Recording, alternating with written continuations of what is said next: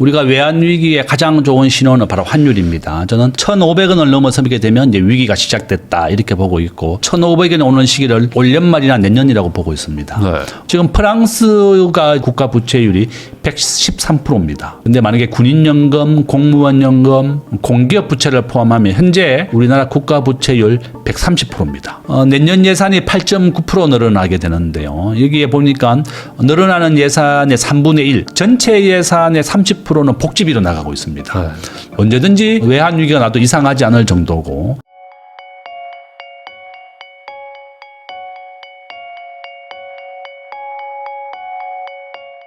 김대중 교수님하고 이야기 나누고 있습니다. 그러면은 결과적으로 미국 주식 아주 여전히 좋고, 그다음에 한국 주식도 어쨌든 경제 규모가 있기 때문에 뭐 투자 안 하긴 좀 그렇고 한 10% 정도 하면 좋을 것 같고, 그다음에 부동산도 뭐 지금 나쁘지 않고, 약간 자산 배분의 문제지 결국에 자산들은 대부분 다 지금 분위기는 좋은 걸로 이야기가 좀 이해가 되는데요. 근데 이제 아까도 잠깐 얘기해 주셨지만 한국의 뭐 IMF 확률이 뭐 30%. 말이 좋아서 30%지 30%면 10번 하면 3번은 IMF라는 거면 엄청나게 높은 거잖아요. 네. 그래서 이 부분에 대해서 사실 이견이 많이 있거든요. 네. 그 정도 아니다 우리나라. 그리고 뭐 여전히 말씀하셨던 것처럼 외환보유고도 뭐 어쨌든 과거보다 훨씬 더 탄탄해졌는데 외화 투자도 많이 하고, 그래서 지금 달러 자산도 많이 가지고 있잖아요 현재. 근데 이런 상황에서 과연 못 버틸까? 이거에 대한 의문이 있을 것 같습니다. 지금 시청하시는 분들. 그렇습니다. 제가 이제 이 책 제목을 한번 보시면 제2 IMF 외환위기 다시 오는가 이렇게 되어 있습니다. 보시면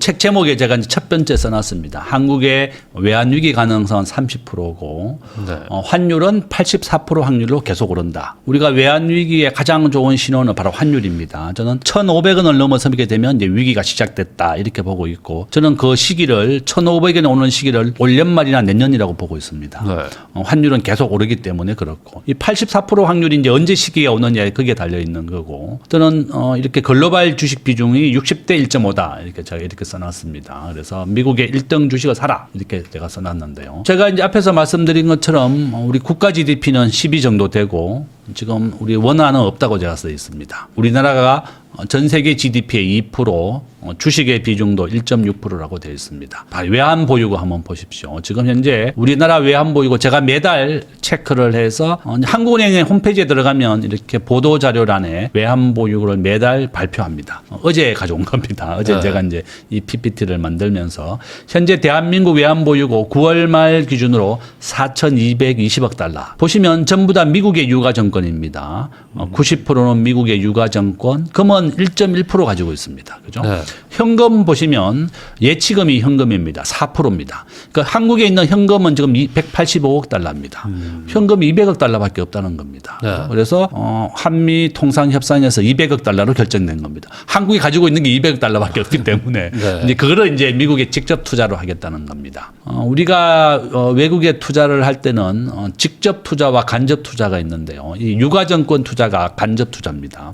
주식과 채권으로 투자하는 것을 말하는 거고, 우리가 미국에 공장을 짓고 일자리를 만드는 것은 바로 직접 투자입니다. 트럼프 대통령은 미국의 일자리를 만드는 게 목표이기 때문에 이렇게 직접 투자로 하라고 얘기하고 있는 겁니다. 저는 한국이 이런 외환 보유고를 대만 수준까지 올리지 않는 이상은 외환 위기는 언제든지 온다. 저는 그렇게 보고 있습니다.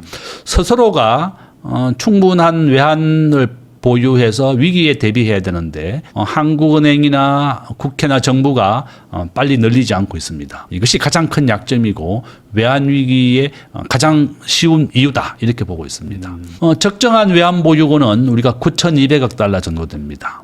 보시면 우리가 석유를 사오는 경상지급액, 그다음에 유동외채라고 하는 것은 단기 채권의 2배를 말하는 거고, 외국인들의 주식 투자액의 한 3분의 1, 뭐 그렇게 계산하면 9,200억 달러가 나오는데, 우리나라는 현재 여기에 국제결제은행이 제안한 것보다 절반도 안 되는 4천억 달러밖에 없는 겁니다. 네. 바로 그런 이유 때문이다 이렇게 보고 있고. 근데 나머지 금액을 어디서 구하죠? 돈이 없잖아요. 지금. 저는 이제 정부가 어제 발표한 것은 이제 200억 달러를 어떻게 할 것이냐 이랬더니 이제 은행 투자 수익에서 발생하는 것으로 이제 미국이 직접 투자하거나 또 외국한 평형 채권을 하거나 뭐 이런 방법을 했습니다. 저는 우리 대한민국은 매년 1,000조 정도 수출합니다. 전 세계에. 그다음에 900조 정도를 매년 수입하고 작년에 우리나라 무역 흑자가 100조입니다. 그중에 이제 미국에서 85조가 무역 흑자입니다. 그러니까 미국에서 엄청나게 이제 80조나 넘는 이익이 났으니까 트럼프 대통령이 한국은 부자다. 또 한국의 외환보유고가 얼마나 있는지 몰랐기 때문에 3,500억 달러 투자하라 이렇게 얘기했다가 한국이 도저히 불가능하다는 얘기를 듣고 200억 달러씩 10년 분할로 이제 투자해 주는 걸로 이제 합의가 됐습니다. 미국이 한미 통화 사업을 해주지 않았습니다. 미국은 한국이 자기 말 안 듣고 뭐 중국과 밀착을 한다든지 이렇다 그러면 언제든지 파산을 시키겠다 이런 저는 의도가 있다고 봅니다. 네. 지금 현재 뭐 조선업 분야라든지 뭐 핵 잠수함에 대한 거 이런 것은 정부 미국에도 유리하기 때문에 적극해줬지만 한국 정부가 그렇게 강력히 요구했던 한미 통화 수합은 체결해주지 않았습니다. 우리나라는 2008년도와 코로나 시기에 한미 통화 수합 600억 달러가 있었습니다. 한일 통화 수합은 700억 달러가 있었습니다. 미국이 해주지 않았습니다. 김용범 정책실장한테 우리 기자들이 질문도 했습니다. 직접 왜 한미 통화 수합을 안 했냐 했더니 미국이 해주지 않는다 그렇게 얘기했고 일본은 기축 통화국입니다. 그래서 미국과 일본은 무한대 통화 수합화가 체결되어 있습니다. 네. 그러니까 금융위기가 절대 날 일이 없다는 거지만 우리 대한민국은 금융에 워낙 취약하기 때문에 이런 언제든지 위기에 되어 있고 현재 우리나라 국가부채율 제가 2029년에 60% 올라간다고 말씀드렸는데 실질적으로 우리 정부가 갖고 있는 국가부채 중에 군인연금, 공무원연금 정부 돈으로 갚아주고 있습니다. 그래서 국가부채율이 지금 빠져 있어요. 네. 순수한 국채에 대해서만 현재 50%입니다. 근데 만약에 군인연금, 공무원연금, 공기업 부채를 포함하면 현재 우리나라 국가부채율 130%입니다. 그러니까 정부가 발표하는 국가부채율은 국채만 포함되어 있기 때문에 50%지만 이런 공기업 부채를 포함하게 되면 100%가 넘는다는 겁니다. 네. 언제든지 외환 위기가 나도 이상하지 않을 정도고 지금 프랑스가 지금 뭐 국가 위험하다 이렇게 되어 있는 국가 부채율이 113%입니다.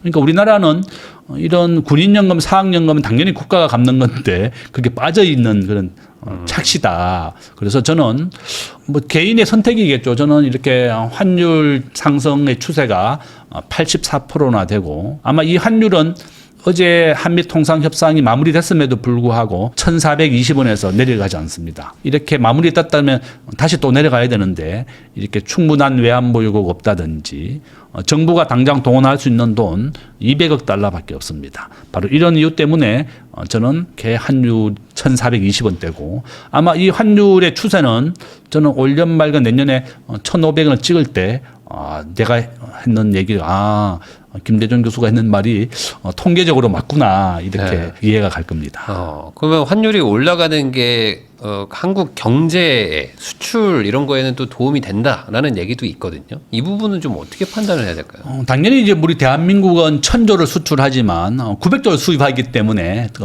1,500원의 석유를 사야 되는 겁니다. 그러면 1,500원이 되면 굉장히 좋지만 또 반대로 석유를 100% 수입합니다. 한국은 미국에 가장 많이 수출하는 게 5개입니다.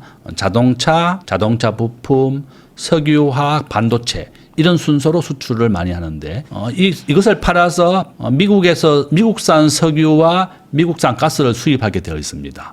5개 품목을 팔아서 다 석유 사오는데 지출을 하고 있습니다. 네. 그렇다 그러면 이제 환율 상승이 수출에도 도움되지만 수입 가격이 또 오르기 때문에 상쇄 된다. 그러니까 우리는 보통 학자들이 얘기하는 적정한 환율, 기업인들은 한 1,300원대다 이렇게 얘기하고 있지만 현재 1,430원대 정도 됩니다. 이렇게 환율은 이 통계 수치상으로 계속 오르고 있다 이렇게 이해하시면 되겠습니다. 그러면은 이거는 뭐 필연적인 상황이라면 이 안에서 뭐 개인들은 어쨌든 외화 자산을 좀 가지고 있는 게 유리할 수 있다. 그럼요. 얘기를 하시는 저는 거죠? 제일 좋은 게 달러 기반으로 자산을 해라. 뭐 비트코인도 좋고 금도 좋고 달러를 현금으로 보유해도 좋고. 그렇지만 미국의 엔비디아 주식 같은 경우는 1년에 100%씩 오르고 있습니다. 또 이제 급락합니다. 50%씩. 그래서 이제 저는 여윳돈으로 우리가 주식을 사는 거나 노후 대비를 하는 이유는 바로 60세 은퇴를 하고 난 다음에 생활비를 벌기 위한 거거든요. 그 달러 현금을 보유하게 되면 이자가 붙지 않습니다. 그렇지만 엔비디아나 애플 같은 주식은 3개월에 한 번씩 배당을 해줍니다. 엔비디아는 거의 배당을 해주지 않습니다. 엔비디아는 흑자가 나면 무조건 재투자를 합니다. 그래서 주가를 매년 100%씩 올려주고 있습니다. 그래서 저는 아마 앞으로 10년 이상은 이 인공지능이 좀 더 계속 유지할 것이라고 보기 때문에 당분간은 이런 달러 기반인 미국 주식, 저는 1등 주식 사는 게 제일 안전하다.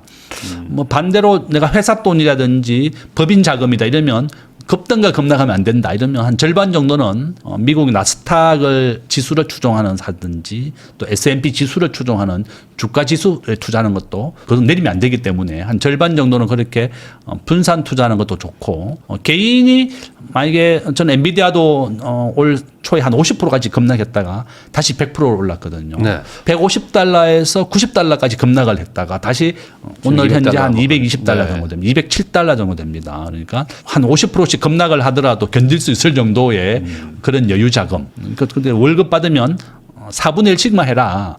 너무 무리하게 하지 마라. 네. 내가 받는 한 달의 급여나 전체 수입의 한 4분의 1 정도가 제일 적당하다. 이렇게 추천을 드립니다. 그러면은 결국에 그렇게 투자를 하는 것도 뭐 어쨌든 외화 자산을 사는 거는 개인들한테는 좋겠지만 국가 전체로 보면은 어쨌든 외화로 유출이 되는 거잖아요. 외화가 유출되는 거고 요번에 또 이제 200억 달러씩 또 미국 투자를 하게 되면 전반적으로 꼭 뭐 국가가 보유한 외환 말고도 전체 그냥 한국인들이 가지고 있는 외환도 부족해지면 더 취약해지는 건가요, 이게? 아닙니다. 이제 보통 우리 개인이 지금 현재 가지고 있는 그 미국 주식은 한 2천억 달러 정도 되는 걸로 알려지고 있습니다. 네. 우리 기업이 가지고 있는 것은 한 1조 달러가 넘어요. 지금 두 개 합치면 1.2조 달러 정도 된다 이렇게 알려지고 있는데 네. 저는 기업과 개인은 외환 위기에 대해서 이제 대비를 하더라도 정부가 일단은 파산하는 겁니다. 우리가 IMF 때도 삼성전자나 현대자동차 이런 우량한 기업은 살아남았지만 국가 전체가 석유를 사와서 결제를 못했기 때문에 네. 국가가 부도난 거였습니다. 저는 언제든지 이 상황은 재현될 수가 있고 지금 미국의 신용평가기관 3개 있습니다. 무디스, S&P, 피치사가 있는데 이런 신용 등급을 평가해주는 기업들이 한국에 만약에 일본이 한국의 단기 채권을 판다든지 한국의 어떤 이유로 해서 단기 채권을 팔게 되면 한 2단계만 떨어뜨리게 되면 우리나라가 외환위기 나는 겁니다. 결론은 우리 자국이 스스로 이 외환위기를 방어할 능력이 없다. 저는 그것이 제일 큰 문제다. 그 IMF 때는 말 그대로 달러가 부족해가지고 결제가 안 되니까 이제 파산을 한 케이스인데 지금은 어쨌든 개인이든 기업이든 달러 자산들을 가지고 있으니 뭐 예를 들어 옛날에 막 금모으기 운동하는 것처럼 우리 달러 부족하다. 빨리 좀 외국 자산 저 팔아가지고 달러 좀 가지고 와라. 뭐 이렇게 하면 버틸 수 있는 거 아니냐. 뭐 이런 전 생각도 좀 들더라고요. 이건 안 되나요? 지금 보시는 거는 이제 우리가 달러를 어디에 가지고 있느냐 이걸 보여주는 건데요. 네. 이게 미국의 정부 채권이고 미국의 회사채란 뜻입니다. 지금 현재 한국은행이 가지고 있는 것은 4.6% 정확하게는 185억 달러밖에 현금이 없습니다. 전부 다 미국의 채권이나 정부 채권으로 가지고 있는 거다. 저는 우리가 이렇게 외환보유고는 또 많지만 우리가 빌려온 것도 많이 있습니다. 그러니까 순자산으로 따진다 그러면 뭐 한 그렇게 큰 차이가 나지 않을 정도다. 네. 우리가 돈 가지고 있는 것들만큼 또 빌려온 자산이 있기 때문에 그렇다. 한국의 1% 부자가 순자산 기준이거든요. 한국의 1% 부자의 순자산 기준이 한 30억이 이제 1% 부자가 된다고 얘기했는데 네. 국가도 마찬가지입니다. 우리가 외화 자산은 이렇게 있지만 이렇게 채권은 빠져 있는 겁니다. 우리가 빌린 돈을 또 빼야 되는 겁니다. 그래서 결론은 우리 기업들과 개인들은 이렇게 달러 자산으로 투자해서 그 위기에 대비해야 되겠고 저는 정부가 제일 해야 될 일은 이겁니다. 대만이 97년도 외환위기를 겪지 않았던 이유는 바로 이 이유다. 지금 현재 7천억 달러밖에 안 되는 GDP에 지금 6천억 달러를 외환보유로 가지고 있습니다. 스위스 120%, 홍콩은 116%, 전부 다 사우디도 50%가 넘는데 우리 한국만 23%입니다. 한국은 무역 의존도가 세계에서 2번째로 높습니다. 우리가 수출 수입이 국가 GDP의 75%를 차지합니다. 이렇게 우리가 제조원 육성했지만 이렇게 금융에 대한 육성을 하지 않았기 때문에 저는 언제든지 이 외환 위기가 닥쳐올 수도 있다. 앞에서 제가 국가 부채율 얘기했습니다. 한국은 비기축통화국입니다. 우리 원화가 결제되지 않는 보세요. 헝가리보다 못하는 게 우리나라다. 그래도 달러가 자체가 있지 않으면 아무것도 못하는 거잖아요. 그렇죠. 우리 원화 아무리 가지고 있어봤자 원화를 받아주는 나라가 없고 미국도 통화수합 600억 달러를 거절했다. 그러면은 결국에 국가 입장에서 정부 입장에서는 그러면은 외환 보유액을 늘리려면은 뭐 당장 뭐 돈이 없는데 어떻게 해야 되나요? 저는 국회가 좀 적극적으로 한국은행 예산을 늘려줘서 외국 한 평형 채권을 발행하는 이자 부담을 해줘야 됩니다. 네.